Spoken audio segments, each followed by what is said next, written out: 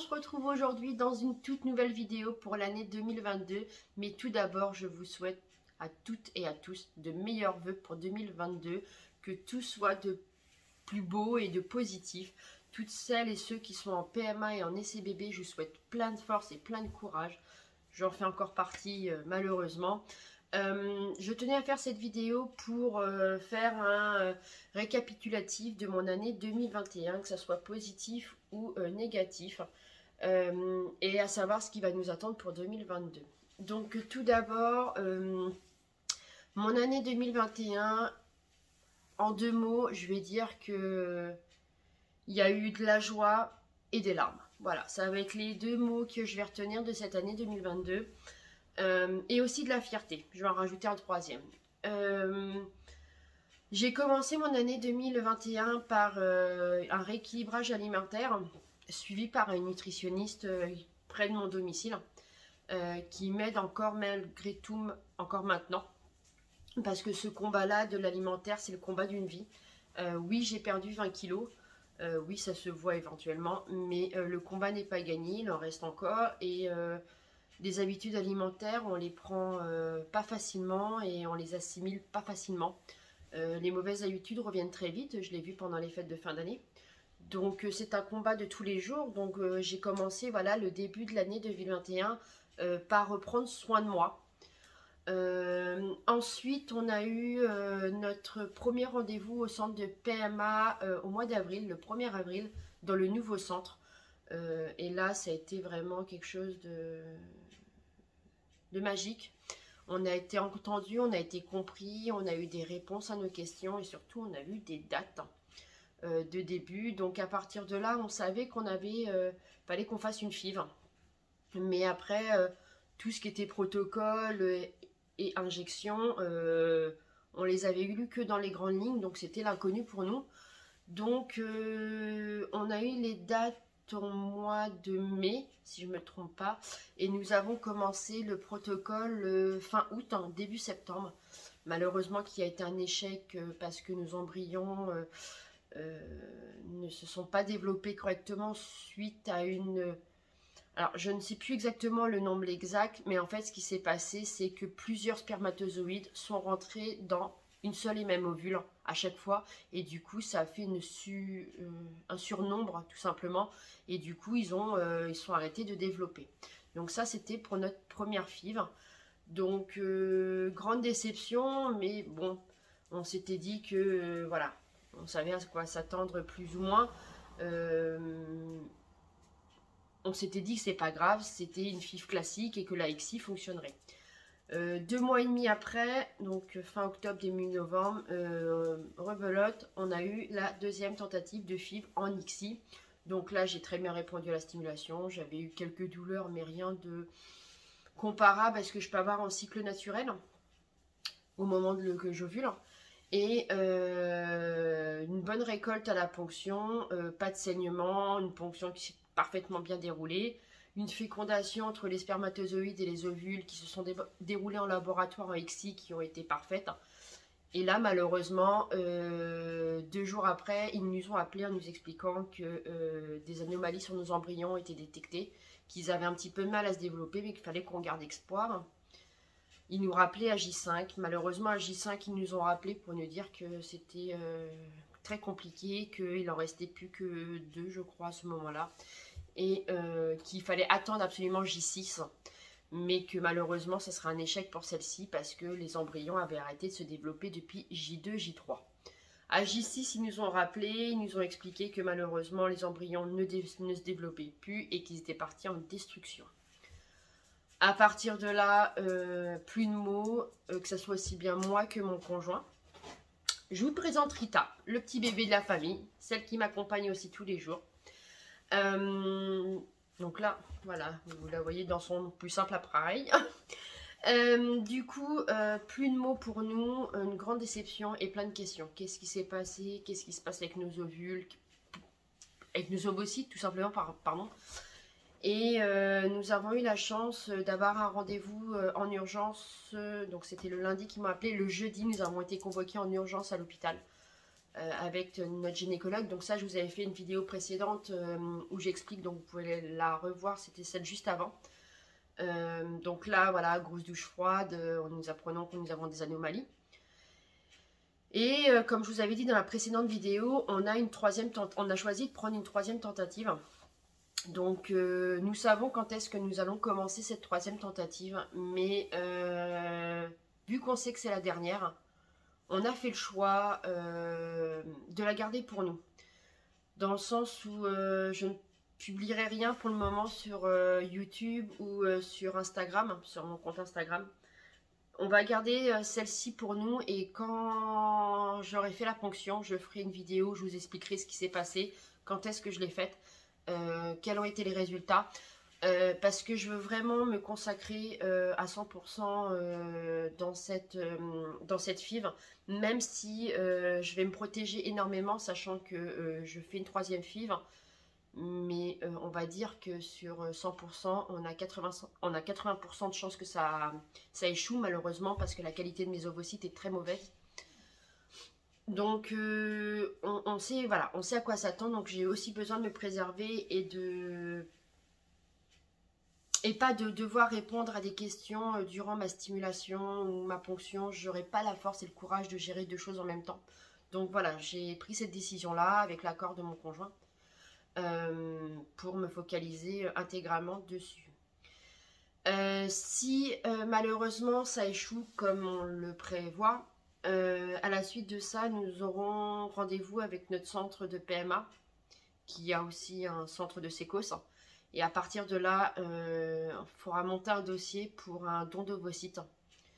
Donc, c'est-à-dire que pour celles qui ne savent pas exactement ce que c'est nous allons demander à quelqu'un, à une jeune femme, à peu près de mon âge, de mon gabarit, qui me ressemble un petit peu, ses ovules. Je n'aurai pas son identité et ça sera son ovule qui sera fécondé avec le spermatozoïde de mon conjoint et qui sera réimplanté dans mon utérus.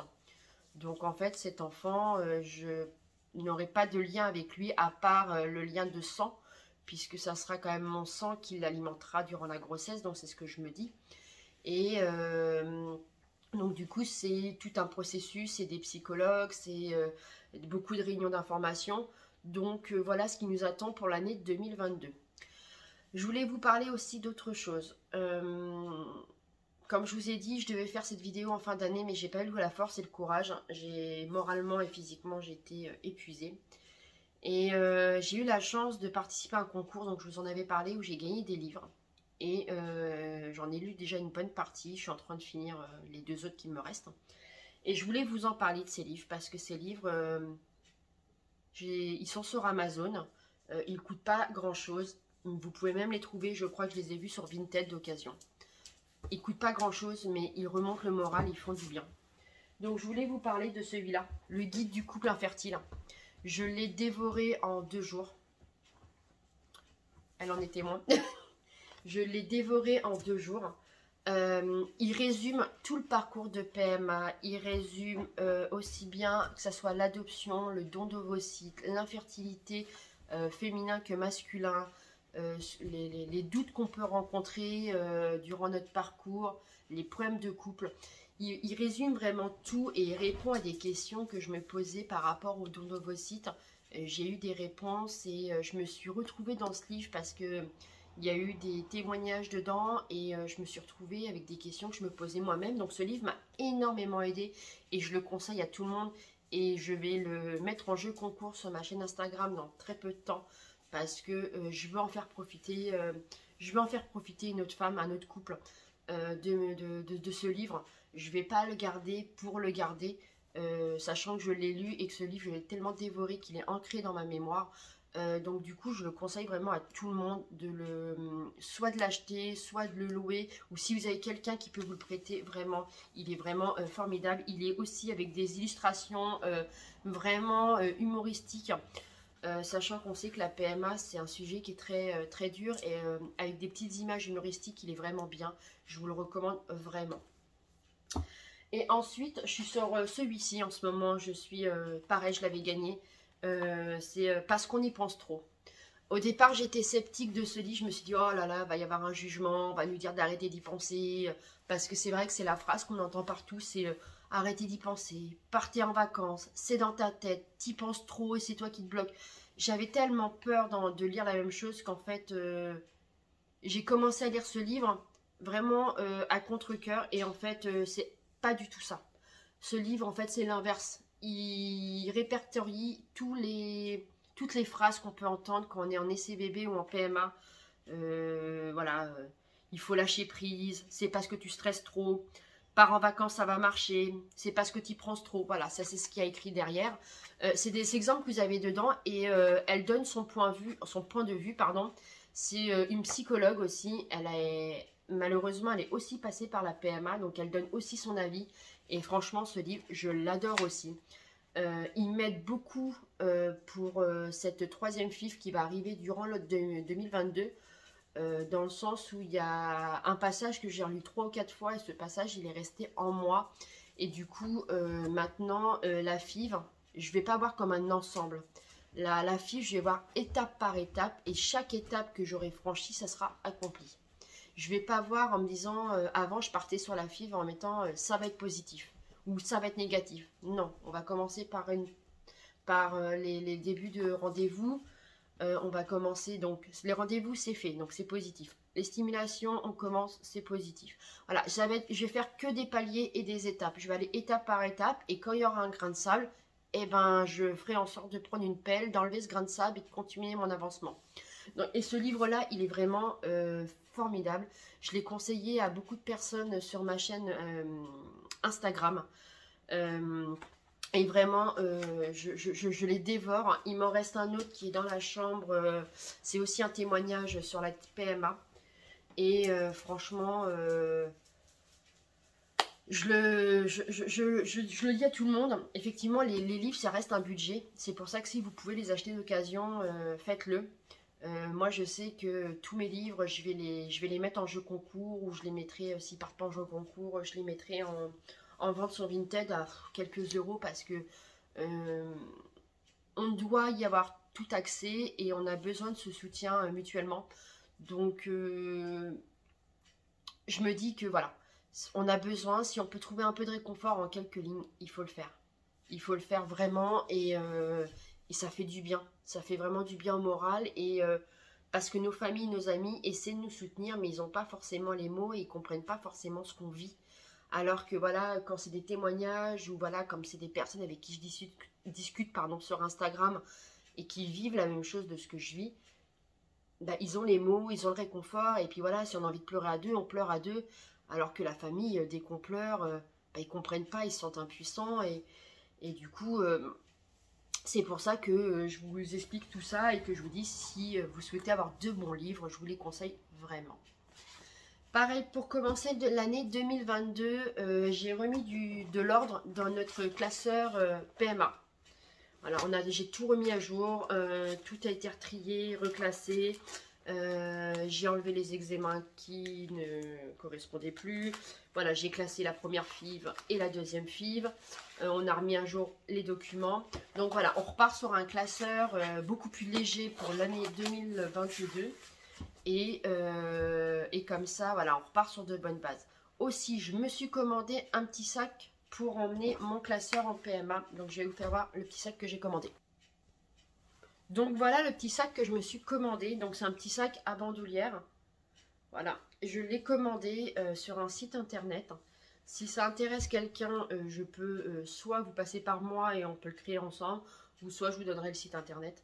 Donc voilà, avec une petite bandoulière. Je le voulais noir pour que ça passe partout. Et j'ai décidé d'écrire hop dessus. Hop, pour ceux qui ne savent pas, ça veut dire espoir. Je voulais pas écrire PMA, FIV. Je voulais pas écrire tout ça. Voilà, je voulais juste écrire hop. Et voilà, on y croit. Et on va se battre. On va se battre, on va rien lâcher. Et la vie en est ainsi. Donc c'est pour ça que je trouvais ça très bien d'écrire ce message. Donc on repart sur une année 2022 plein de positifs. Malgré ce Covid, malgré tout ce qui peut se passer autour de nous, il faut qu'on reste positif. Notre corps est déjà fatigué des traitements et de ce qu'on peut entendre, de tout, du surmenage qu'on peut avoir dernièrement. Donc, il faut faire un tri dans sa tête, il faut faire un tri dans son corps et il faut faire un tri dans tout. Et repartir sur de nouvelles bases. Donc, c'est ce que moi, j'ai décidé de faire pour cette année 2022. Et puis, on va affronter pas à pas les marches de cet escalier vers une grossesse, hein, tout simplement. Parce que c'est le but, c'est d'avoir une grossesse et après d'avoir notre bébé dans les bras. Malgré qu'on ait du mal à s'imaginer, parce que tout ça, on se demande si un jour ça va nous arriver. Je continue à y croire, je continue à espérer. Et voilà, si ça se fait pas par une fille, eh ben on le fera par un don d'ovocyte. Et puis si ça se fait pas par un don d'ovocyte, ça se fera par un don d'embryon. Et puis voilà, on trouvera une solution à nos problèmes. Et puis on va rester positif tout simplement. Hein. Je ne peux pas, avec tout ce que j'ai fait et tout ce que mon conjoint a fait, et tous les sacrifices qu'on a fait aussi derrière, on ne peut pas lâcher. J'ai pas la force de lâcher. Ça serait gâcher quelque chose. Donc on va continuer à se battre et voilà. Donc c'est mon petit résumé pour l'année 2021 et mon début d'année 2022. Et voilà. Je pense qu'on va être pas mal. Par contre, si le Covid potentiellement pouvait disparaître, ça serait aussi une bonne nouvelle. Parce qu'il commence à me chauffer les étiquettes. J'ai rien dit depuis 2 ans, mais personnellement, je commence à en avoir un peu marre. Mais bon, ça c'est encore autre chose. C'est une autre parenthèse dans ma vie. Donc sur ce, je vais vous faire de gros bisous. Je vous embrasse très très fort. On se dit à très bientôt dans une toute prochaine vidéo. Je vous tiendrai au courant, ne vous inquiétez pas. Au pire, je vous ferai des petites vidéos où je chante dans ma voiture. Mais je vous laisse pas sans rien. Je ne vais pas vous laisser 6 ou 7 mois parce que je ne vous dirai pas quand est-ce qu'est ma prochaine tentative. Mais je vous laisserai pas sans nouvelles, vous inquiétez pas. Je vous remercie beaucoup pour tous ceux et toutes celles qui me suivent et qui mettent des petits messages sur mes vidéos YouTube. Je vous embrasse très fort et je vous dis à tout bientôt.